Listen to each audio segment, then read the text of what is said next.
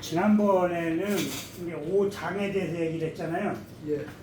이제 오장은 상극이라서 간이 예를 들어서 너무 허하거나 싫으면 비장을 공격하고, 비장은 다시 신장을 공격하고, 신장은 심장을 공격하고, 심장은 폐를 공격하고, 폐는 다시 간을 공격하면 별 모양이 된다. 그래서 별은 하늘에 떠 있다. 그래서 반드시 사람이 하늘나라로 간다. 반드시 죽는다. 그래서 상극이라고 했잖아요. 네. 근데 이제 육부 얘기를 한번 거들떠 보려고 해요. 육부는 다음 쓸개, 소장, 위장, 대장, 방광, 이걸 육부라고 하는데, 저기 지금 5개밖에 없잖아요. 예. 저 장기를 감싸고 있는 장기가 하나 있다. 이게 상상하는 장기야. 실제로 있는 건 아니고. 그래서 육부라고 하는데, 얘는 이제 상생이에요. 아까 그 오장은 상극인데, 얘는 육부는 상생이야. 그래서 쓸개 뭐 문제가 있으면 소장한테 넘겨준대.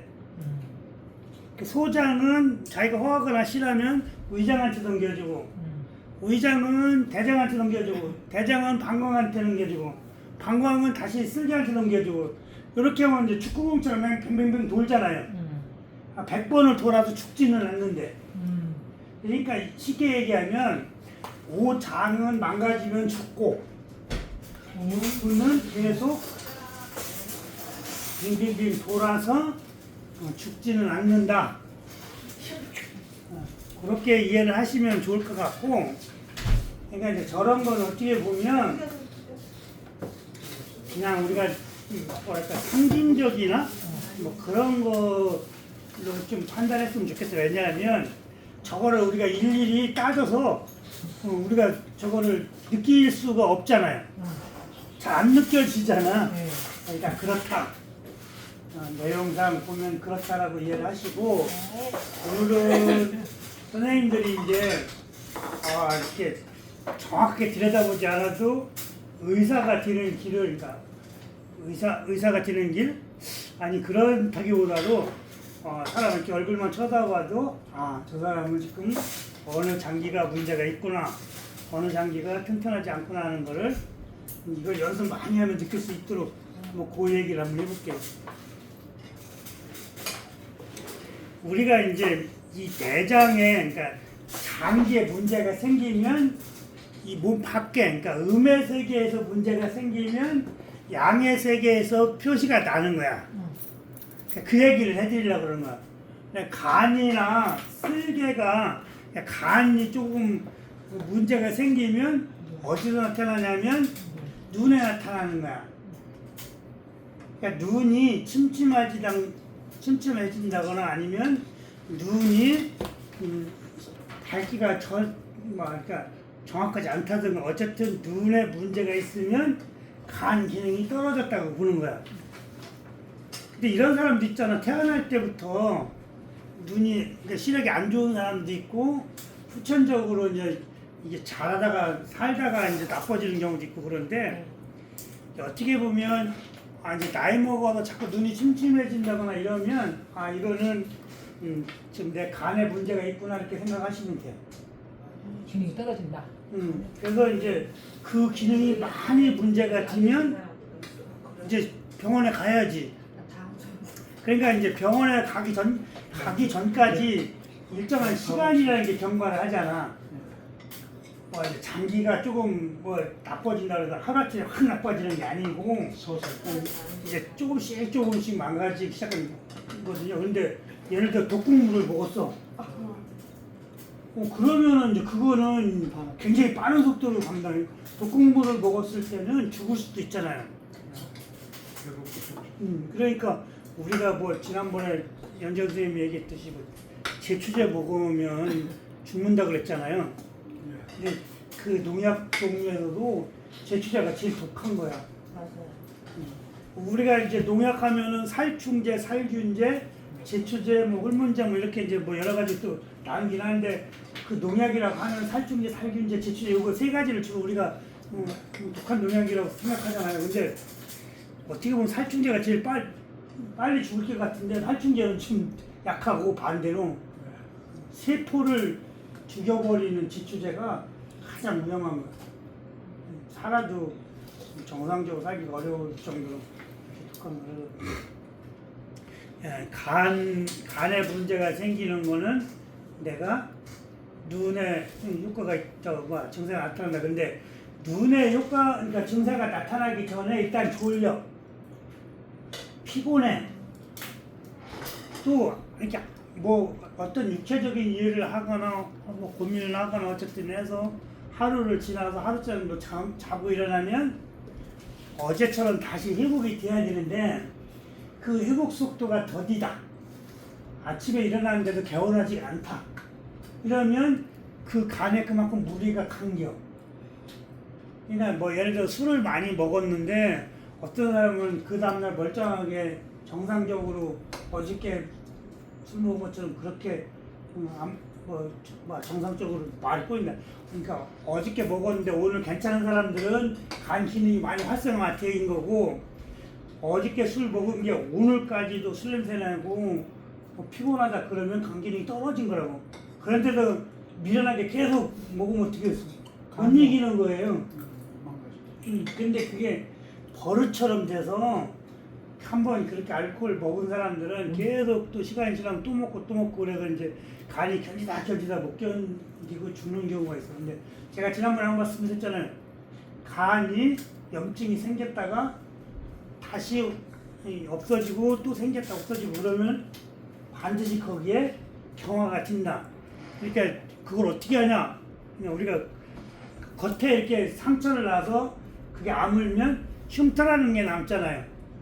간도 마찬가지로 염증이 생겼다가 없어지면 그냥 천연적으로 되는 게 아니라 거기에 간단하게 흉터처럼 남는다. 그런 것들을 이제 계속 반복하면 간의 거의 전부가 경화되면 간으로서는 이제 기능을 상실한 거잖아요. 그래서 간암까지 안 가도 간 경화해서 죽는 경우가 있어요. 그러니까 간 경화도 상당히 무서운 거예요. 물론 뭐 간암도 어찌 염증이니까 그거는 더 안 좋을 수도 있는데, 우리가 조금 염증이 생겼다가 없어지고 조금 생겼다 없어지고 그거를 너무 방치해서는 안 된다, 그 얘기예요. 그러니까 그거 어떻게 알아보면 그 내 몸 간이 어떻게 되는지 잘 모르잖아요. 그게 처음에는 졸리다. 두 번째로는 자고 일어나는데도 심심하지가 않다. 피곤하다. 늘 피곤하다. 그럼 늘 간이 기능이 떨어진 거야. 그렇게 이해를 하셔야 돼. 그냥 뭐 어떤 사람은 그래. 아, 나는 늘 그래. 참 그래. 그러면 이제 계속 이게 지속되면은 괜찮다고 판단하는 거예요. 안 괜찮아요. 무뎌지는 거. 내가 그거를 무시를 해버리면 내 장기가 얘기하는 거는. 그래서 나중에 이제 어떻게 돼? 이제 통증으로 바뀐다 그랬잖아요. 간만 그런 게 아니라 몸의 내장 기관이 장기가 잘못되면 이제 나중에 통증으로 바뀐다고. 그래서 통증이 계속 통증을 일으키면은 못 견디면 병원에 갈 텐데, 통증이 있다가 또 시간 좀 지나면 괜찮아져. 그럼 참는다고. 근데 또 한참 있다가 또 통증이 느껴져. 또 참아. 그러면 이게 계속 통증 있는 걸 참거나 뭐 좀 쉬거나 어쩌고 그러면은 괜찮았지만 사람들이 뭐라고 하냐면, 아, 나는 참 그래, 늘 그래, 또 이래. 그러다 나서 이런다고. 근데 내 장기가 내 목소리를 내서 내 귀에 들리지 않게끔 계속 신호를 보내는데 불구하고 본인이 그걸 무시하는 거야. 그러니까 나중에 어떻게 되냐, 그게 너무 많이 발전하면 계속 아픈 거야 이제. 그래서 도저히 참기가 힘들어, 통증이 너무 심해서. 그럼 그때 병원에 가고 싶어. 근데 이제 무슨 생각을 하냐면, 아, 병원에 가면 큰 병 걸렸다고 할까봐 이제 또 두려워서 못 가는 거야. 그런 사람도 있어요. 그 요즘에는 그렇게 미련하게 살진 않지만, 근데 지난번에 한번 제가 말씀드렸는데 실제 있었던 상황이야. 제가 군대 제대하고 첫 번째로 직장 가진 데가 이제 난농장이었었는데, 그 사람이 그때는 난이 정상적으로 우리나라에 들어올 수 없었어요. 수입을 못하게 되어 있었어. 그런데 그 사람이 초대 국회의원을 한 사람이야. 그 백으로 중국이나 대만 같은 데 갔다가 오면서 그걸 보따리를 갖고 오는 거 가방에다가. 그래갖고 농장을 차려가지고 교보빌딩 2층에 그거 하나 그 가게를 해가지고 거기에 내가 이제 제대하고 취직을 했었는데 이 사람이 이제 친구가 이제 죽어서 이제 은상을 간 거야. 가서 이제 얘기 들어보니까 어쩌고 이제 나하고 증세가 비슷한 거야. 그래가지고 그 다음날 병원에 가서 진찰을 받아본 거야. 검사를 받아본 거. 근데 그 간암 판정이 나온 거야. 그래서 그 사람 멀쩡하다가 그 검사 받아 들어갔다 죽어서 나왔어요. 변사도 꽤 있어요. 그런데 그 사람만 그런 게 아니라 우리가 몰랐을 때는 멀쩡하게 살다가 의사가 당신 암이요 그럼 무너진다고. 그러니까 암이 죽이는 게 아니라 본인 정신이 죽이는 거예요. 그래서 그러면 제가 이제 그 암 얘기를 암이 어느 날 갑자기 하나씩 오는 게 아니고 지금처럼 계속 그런 증세를 보였는데도 불구하고 본인이 계속 무시한 거잖아. 그래갖고 어떤 사람은 한 20년 전에부터 시작한 거고 어떤 사람은 한 10년 전에 시작한 거고 어떤 사람은 한 5년 전에 시작하는데 사실 5년 전에 시작하는 경우도 별로 거의 없어요. 그거 한 10년 전부터 하는 거야. 왜냐면 이게 우리 몸에 염증은 계속 생기거든. 계속 싸우는 거야. 그런데 그게 싸워서 이기면 다행인데 그게 지면 조금씩 염증이 이제 우세해지겠죠. 그 염증이 제일 골치 아픈 염증으로 가는 게 암이잖아. 뭐 예를 들어서 우리가 겉으로 보이는 건 뭐 아토피, 뭐 종기 이런 걸 눈에 보이지만 그 속에서 하는 거는 관절염 같은 것부터 시작하잖아. 근육통, 뭐 관절염, 뭐 감기, 뭐 이런 것들 다 고혈압, 고지혈 이런 거 다 염증 때문에 그러는 거거든요. 그런 것들이 이제 계속 누적해서 오면 암으로 이제 바뀔 수가 있다는 거지. 다 바뀐다 그런 뜻이 아니라 그럼 내 몸이 면역력이 떨어지면 그게 빨리 오는 거예요. 그래서 문제는 그렇게 오랫동안 거쳐서 발병이 된 거는 아는데 사람이 암이라고 판정치면 빨리 낫고 싶잖아. 왜냐면 죽는다고 생각하는 거야. 금방 내는 안 죽는데도 불구하고 암은 사형선고라고 생각하는 거야 사람들이. 몰랐을 때는 괜찮았어. 멀쩡하게 살았어. 근데 알고 나면 무너진다고. 내가 무너지는 거야. 그래서 이제는 우리는 공부를 해야 되는 게 그래? 그러면 네가 나하고 한 10년 가까이 있었다면 그러면 내가 내보내는데도 한 10년, 5년, 10년 정도 걸린다고 생각을 해서 무리하게 하지 말고 조금씩 내보내면 돼. 그리고 내 삶은 살면 되는데 빨리 고치려고 이제 거기다가 이제 폭탄을 치하는 거지. 아니면 잘라내거나. 그러면 잘라내면 좋은 세포도 잘려나가고 나쁜 것도 잘려나가고 어차피 그거 도려내는 거니까 어쩔 수 없어요. 그리고 예를 들어 거기다가 항암제를 투여하면 좋은 세포도 죽잖아. 그러니까 그 견디지를 못하는 거야. 다른 사람들은 내 몸에다가 뭘 하든지 그 사람하고 상관없잖아.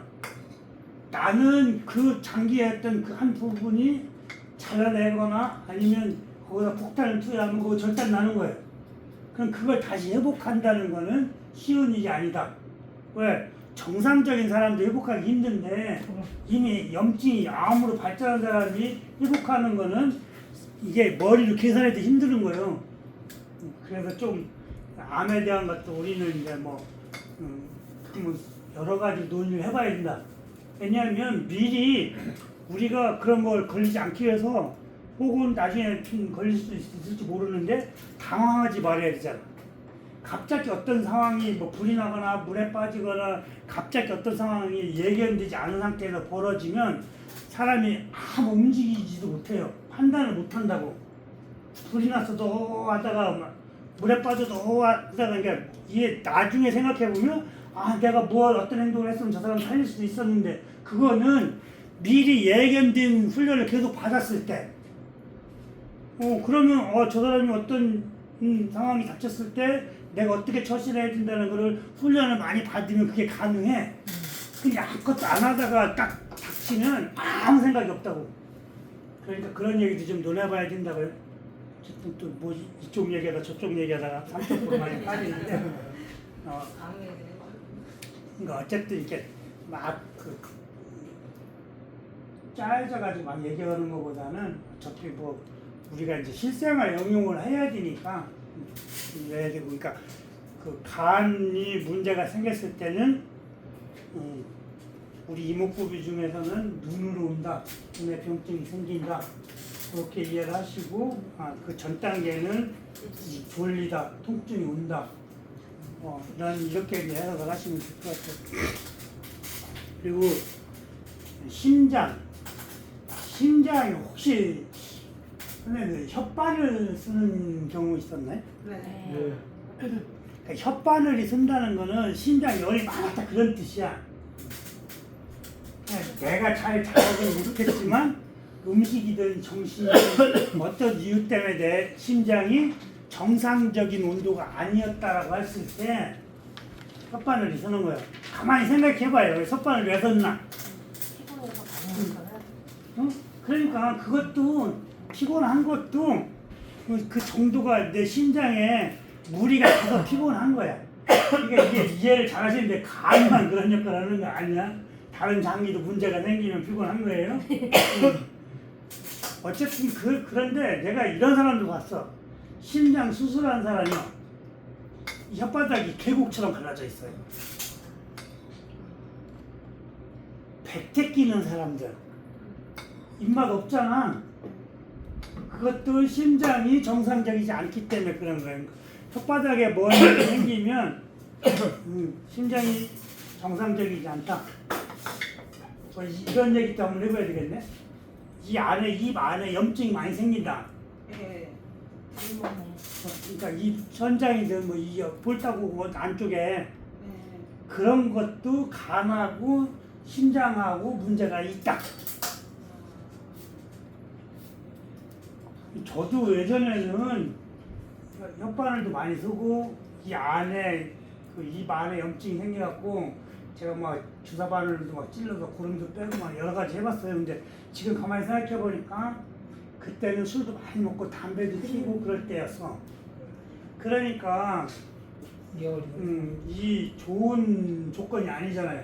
근데 어느 순간에 그런 것들이 싹 사라진 거 보니까 이제 장가 가서 삼시세끼 밥 얻어 먹었던 것 같고 혼자 생활할 때는 거의 밥 구경을 못 하고 이제 저녁에는 술 먹다가 술 취해서 밥 못 먹고 자고 그런 아침에 일어나면 이제 속이 이제 또 뒤집어지니까 뭐 그러다가 이제 점심 때쯤 라면 하나 끓여 먹고 그러니까 이런 생활이 이제 남자들은 그런 생활하는 경우가 많아요. 왜냐하면 누가 안 챙겨주니까.